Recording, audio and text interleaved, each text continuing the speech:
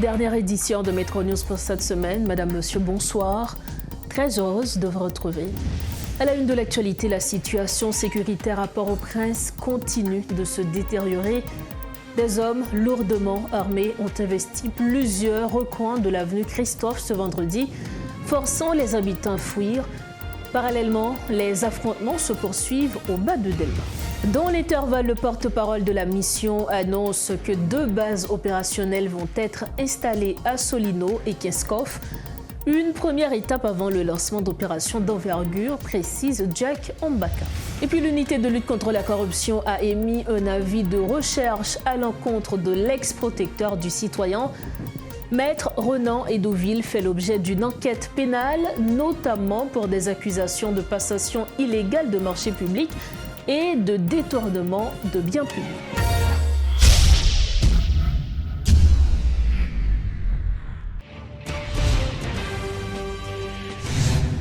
Bienvenue au développement des titres de l'actualité. La situation sécuritaire à Port-au-Prince continue de se détériorer. Après l'incendie des locaux de Radio-Télévision Caraïbes dans la nuit du 12 au 13 mars, des gangs de la coalition Vivre Ensemble ont attaqué Radio Mélodie FM. Ce vendredi 14 mars, des hommes lourdement armés ont investi plusieurs recoins de l'avenue Christophe, semant la panique devant l'INAGUE, l'Église de Dieu Ebenezer et la Faculté des sciences humaines, ce qui entraîne de facto la fermeture de ces institutions d'enseignement supérieur. Face à la menace, des habitants ont une nouvelle fois fui leur foyer, certains ayant déjà été déplacés à plusieurs reprises par la violence des gangs. Une semaine de plus se termine sur fond de tension au bas de la ville.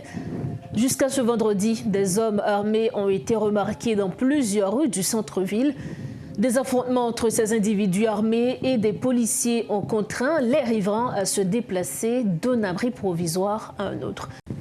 Alors que des habitants de certains quartiers jugent inefficace l'appui de la mission multinationale face à la proportion que prend l'insécurité ces derniers jours, le porte-parole de la mission multinationale annonce que 2 bases opérationnelles vont être installées à Solino et Kinskov. Jack Ombaka rappelle que la force kenyane ne reste pas inactive. Selon lui, l'instauration de ces bases constitue une première étape avant le passage aux opérations décisives. On parle encore insécurité où la situation reste explosive dans la région métropolitaine de Port-au-Prince, qui est secouée par une nouvelle vague de violence, avec des attaques ciblées des gangs contre plusieurs quartiers et même des médias. Des quartiers populaires sont à l'agonie et l'intensité des violences force des milliers d'habitants à fuir. Face à cette crise qui paralyse le pays, où même le trafic aérien est suspendu depuis novembre 2024, les autorités en place semblent impuissantes. Et pour commenter l'actualité, nous recevons sur le plateau de Métro News Maître Fredo Jean-Charles. Il est défenseur des droits humains et également normalien. Il est le président de l'Institut national pour la défense des droits économiques, sociaux et culturels, INDES. Nous avons le plaisir de le recevoir. Maître Jean-Charles, bonsoir. Merci infiniment de votre disponibilité. Bonsoir et Madame Barthelemy Ousberlin. Donc c'est un plaisir d'être avec vous aujourd'hui à la radio-télévision Métropole pour commenter l'actualité. Merci bien d'être avec nous pour commenter l'actualité comme vous l'aviez dit. Aujourd'hui, nous avons un tableau sécuritaire à Port-au-Prince qui est très sombre, on va dire. L'actualité est dominée par l'insécurité, les déplacements massifs. Lorsque vous regardez ce tableau aujourd'hui, lorsque vous analysez ce tableau, même lorsqu'on a l'impression que malgré les nouvelles stratégies aujourd'hui, avec la PNH, on n'a pas encore de résultats concrets. Lorsque vous regardez ce tableau, qu'est-ce que vous vous dites ? Alors, c'est vraiment triste parce qu'on est dans une situation où l'État brille par son absence.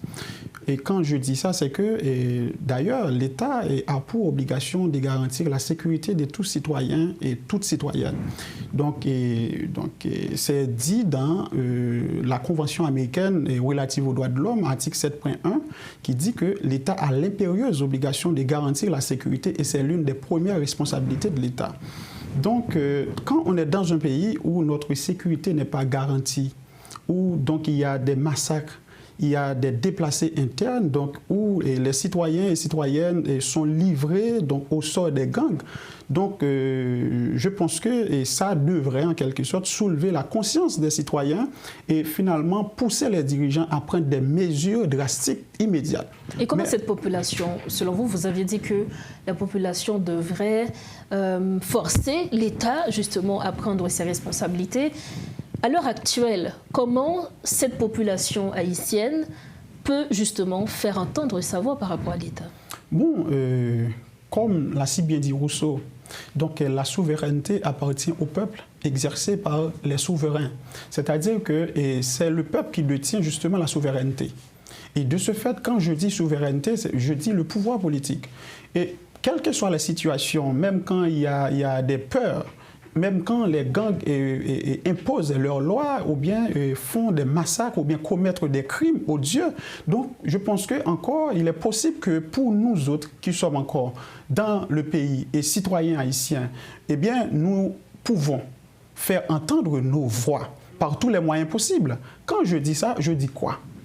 Alors, finalement, il y a une peur vraiment qui plane dans le pays par le fait qu'il y a des gangs, l'État montre son incapacité, donc tout cela. Mais je pense que, donc pourvu qu'il n'y a pas d'État, la situation est chaotique, il y a l'instabilité chronique et totale, mais il y a des citoyens. Quand il y a citoyens, il y a les individus ou bien les citoyens, les compatriotes, donc, qui sont encore en vie en Haïti. Donc, il y a possibilité de rêver, de renverser la situation. Laissez-moi vous dire pour mieux vous expliquer, par exemple. Donc, dans toute société, il y a possibilité de renverser la situation, surtout quand il y a crise. Donc, chaque crise a des conséquences sur la vie de la population, sur la société. Et quand nous subissons des mauvaises conséquences, des mauvaises décisions et la mauvaise gouvernance en général, donc la défaillance, la corruption et tout ça qui, en quelque sorte, toutes mauvaises choses qui nous mettent aujourd'hui dans des situations exécrables. Donc, nous devons, en quelque sorte, nous mettre debout pour revendiquer nos droits de vivre dans la sécurité, dans la dignité en tant que peuple. Donc, c'est de quoi il s'agit? C'est de ça que je parle. Alors, vous aviez évoqué le fait qu'on devrait renverser la tendance, que le fait qu'on devrait se mettre debout. Est-ce qu'à travers des manifestations? Est-ce qu'à travers une prise de pouvoir? C'est quelle forme devrait prendre justement ce renversement de la situation? Parce que nous avons un peuple, une population qui ne cesse de se déplacer à cause de la violence des gangs. Est-ce une population qui n'a pas d'armes pour lutter avec ces gangs armés? Une population qui n'a pas, on a l'impression, des moyens pour vraiment faire pression sur ces autorités que nous avons aujourd'hui. Comment renverser cette tendance? Bon, bien sûr. Bon, je ne parle même pas de la manifestation, des manifestations, parce qu'il y en a tellement, surtout ces derniers temps, sur Jovenel, sur Ariel Henry, il y en a tellement, beaucoup de manifestations. Au contraire, quand je dis ça, je fais appel à une prise de conscience collective. Est-ce que vous croyez que le peuple aujourd'hui pourrait prendre conscience? Mais bien sûr. En fonction de ce qu'il vit? Quand je dis ça, ce n'est pas le peuple en soi, c'est justement par l'entremise des dirigeants des organisations politiques et de la société civile et tout ça. Par exemple, le peuple est mineur. Quand je dis ça, c'est-à-dire qu'il y a... Nous avons justement une population qui est majoritairement victime des violations des droits humains, surtout le droit à l'éducation. Donc, les institutions sont dysfonctionnelles, quasiment dysfonctionnelles. Donc, presque toutes les institutions, généralement quelconques, la police, la primature, presque, il y a des discours. Tout ce qu'on fait actuellement dans la société reste de manière théorique. Mais quand je dis que la population doit se mettre debout, c'est-à-dire que c'est à travers les organisations, les institutions, par exemple, les partis politiques, les dirigeants, les élites politiques, élites intellectuelles, élites économiques doivent prendre conscience de notre État et finalement former la population pour que la population, par la suite, prenne ses responsabilités face à la situation. Par exemple, on ne va pas faire des manifestations de manière abracadabrante, c'est-à-dire qu'on va justement revendiquer quelque chose, alors que les autorités qui exercent le pouvoir connaissent la réalité. ils vivent, ils comprennent la réalité. Vous croyez? Oui, les dirigeants, ils comprennent la réalité. Bien sûr, les dirigeants comprennent la réalité. Les dirigeants, ils comprennent non seulement la réalité, bon, ils sont dans le pays, les dirigeants. Surtout, mais certains vont dire qu'ils n'ont pas l'impression qu'il y a des autorités dans ce pays. Mais non, laissez-moi vous dire quelque chose. Il n'y a pas d'autorité parce que le peuple dort. Quand le peuple se met debout pour défendre ses droits... Est-ce que vous faites allusion à une révolte, par exemple? Parce que vous dites que le peuple dort et même, par exemple, les téléspectateurs qui nous regardent voulaient comprendre. OK, le peuple dort. Qu'est-ce qu'il devrait faire? Est-ce que ce peuple qui est je sais pas, qui est piétiné par des gangs, qui souffre énormément dans toute son âme, dans sa chair, et vous nous dites que ce peuple dort. Le peuple a envie de se réveiller. Mais bien sûr, mais il faut qu'il y ait la présence d'un leader qui, en quelque sorte, soit en mesure d'éveiller la conscience populaire. Mais ce n'est pas... Je ne parle pas des leaders comme, par exemple, comme à l'accoutumée, donc ce qui se fait comme d'habitude. Vous croyez que ce profil est là aujourd'hui? Ben bien sûr, peut-être parce que la majorité des gens aujourd'hui gardent leur mutisme par rapport à la situation. Par exemple, quand, par exemple, la dernière élection, bien les élections qui ont conduit justement des députés, sénateurs, juste à Jovenel Moïse et comme gagnant, eh bien, de ce fait, le président Jovenel Moïse n'avait que 600 000 voix sur une population évaluée près de 11 millions d'habitants. C'est-à-dire qu'il y a tout un ensemble de citoyens qui, en quelque sorte, qui restent dans leur mutisme, qui reculent pour soit observés. Parce que ceux qui, en quelque sorte, prennent des positions ou discutent les affaires publiques aujourd'hui n'inspirent pas confiance. Pourvu qu'il n'y ait pas confiance dans la pratique politique ou bien dans les prises de décision, dans la pratique de militance politique, donc des citoyens, des patriotes, autrement dit des Haïtiens, justement, et prennent distance par rapport à ce qui se fait aujourd'hui.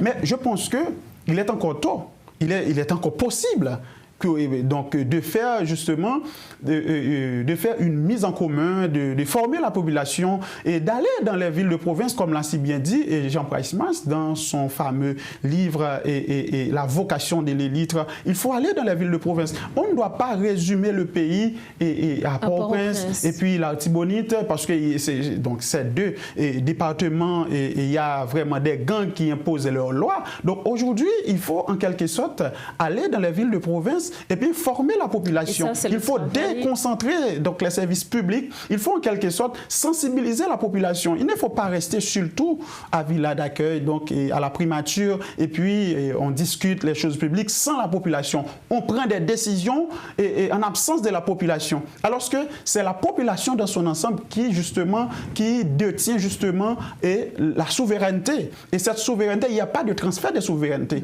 Quand je dis transfert de souveraineté, je parle de transfert de droit aux souverains. Donc le contrat est passé en dehors de la population parce que c'est la population qui est justement maître du pouvoir politique. Mais aujourd'hui... En théorie. Certains vont dire. Mais non, en théorie, mais il faut quand même, et ça c'est la science, si on parle de science, la science c'est la théorie matérialisée, mais il faut rentrer dans la réalité. Alors, vous avez évoqué la question électorale, nous allons en parler brièvement, rapidement, mais avant, nous avons autre conséquence de cette violence des gangs, de l'insécurité, c'est l'interdiction des vols internationaux, notamment la FAA qui a prolongé cette interdiction jusqu'au mois de septembre, encore une fois. Donc, au niveau de votre institut, qui est l'EDES, vous avez fait une proposition pour l'ouverture, on va dire, de l'aéroport international Toussaint Louverture, et vous faites un plaidoyer pour cette ouverture. Qu'est-ce que vous préconisez?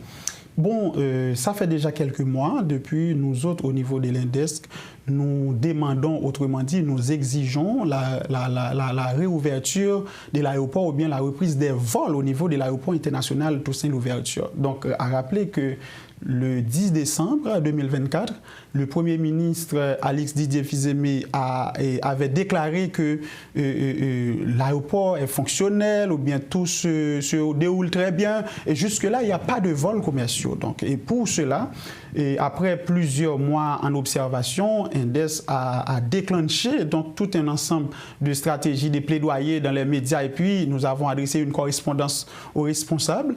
Et puis, parce que le blocage au niveau de l'aéroport donc, est très déficitaire pour les pays. Au niveau économique, parce qu'il n'y a pas d'échange commercial, il n'y a pas justement, comment dire, il n'y a pas d'échange culturel, il y a blocage au niveau. Donc il y a beaucoup de personnes qui travaillent au niveau de l'aéroport. Aujourd'hui, quand l'aéroport ne fonctionne pas, donc ça a des répercussions sur la vie économique et surtout sur les déplacements. Donc, parce que le droit de voyager, d'aller partout dans les conditions justement légales, c'est un droit reconnu par justement l'article 13 de la Déclaration universelle des droits de l'homme, l'article 22 de la Convention américaine relative aux droits de l'homme, le droit de libre circulation. Donc l'État doit garantir ce droit. Donc c'est pour cela que nous avons justement demandé aux autorités de prendre leurs responsabilités en ce sens. Est-ce que vous pensez que l'alternative, parce que selon les informations, l'Aruba Airlines devrait faire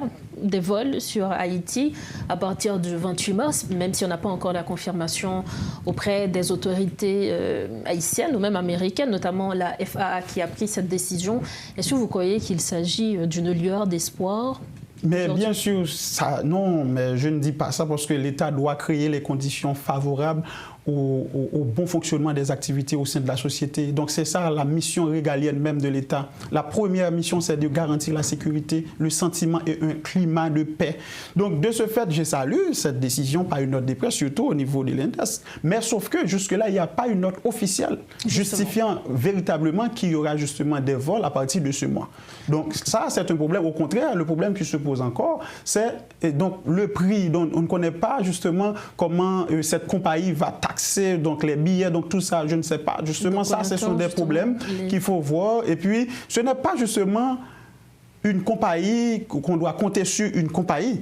C'est parce que même quand la compagnie a la volonté, mais et les problèmes de l'insécurité, par exemple, et les gangs, si les gangs tirent sur les avions, encore une fois, comme les vies vont être exposées, donc c'est tout ça. Maître Jean-Charles, merci infiniment d'avoir été avec nous pour commenter l'actualité. Mais bien sûr, et merci également. Je pense que c'est un plaisir. C'est moi qui dois vous remercier de cette très belle émission. Merci. Merci encore. D'accord. Voilà donc les propos de Maître Fredo Jean-Charles, notre invité ce soir à Metro News. Avec lui, on commentait l'actualité. Merci de votre fidélité à Metro News. L'unité de lutte contre la corruption a émis un avis de recherche à l'encontre de l'ancien protecteur du citoyen, Maître Renan Edouville.